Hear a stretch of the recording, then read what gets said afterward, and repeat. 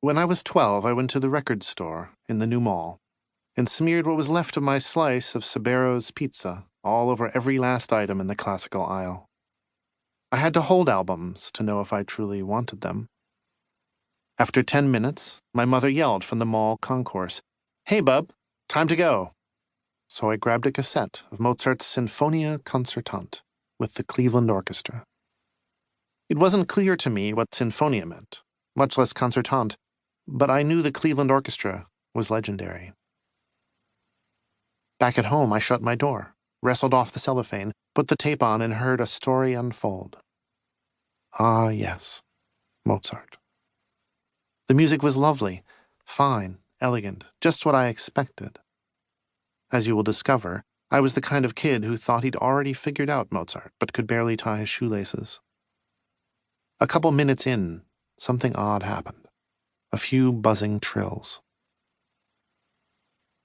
Possibly nothing, a side idea, branching off the piece's tree, climbing a few notes. But then, there were a few more. I was sure they must be done now, but then again there were more, louder, higher. Had Mozart lost his mind?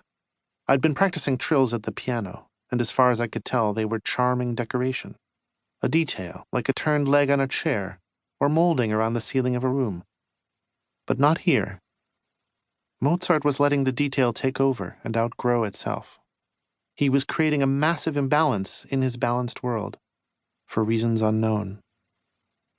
A trill is the closest you can get at the piano to the vibrato of the human voice, and that's what I felt. The notes were vibrating with energy.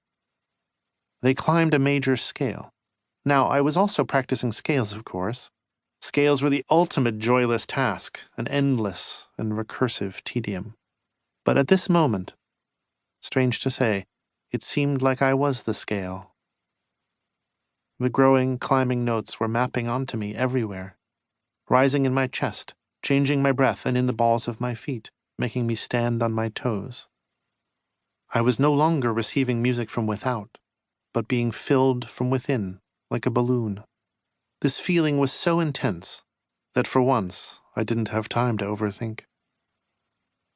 At last, these trills found a thrilling marching climax. "Here we are," the music seemed to say, "striding on top of this hill we've climbed." The violins syncopated against the march and the violas, grooving on all the excitement. I danced around my tiny square of shag carpet for a few seconds, imagining this was the point. I said to myself, yes, I get it now. But, as I lifted my foot to come down on the next chord, the music shifted from loud to soft, creating an unusual paradox, a shock of gentleness. I looked over at my cassette player, nestled between all my childhood books and one sex-crammed novel that I'd stolen from my father's shelf. A second of amazement, halted mid-dance like Wile E. Coyote when he realizes he's gone off a cliff. Normal musical time stopped. Most of the orchestra went into holding mode. The only exception was the violin section. They were still syncopating, even though they had no beat to syncopate against. The reason for their rhythm had vanished, but the urge remained. I didn't realize that the violins were descending the same scale we'd just climbed. I only knew that the notes were beautiful, but also dissonant, and I wanted to hold on to them to every one, but such is life. Each kept sliding on to the next. In that bizarre, melting moment, one of Mozart's greatest inspirations, I was eager to be brave. I wanted to throw open my door and share the moment with my parents. I might have taken the unusual step of being nice to my brother. But I worried my father would make a joke, or my brother would think I was showing off, or my mother would ask why I hadn't dusted the living room.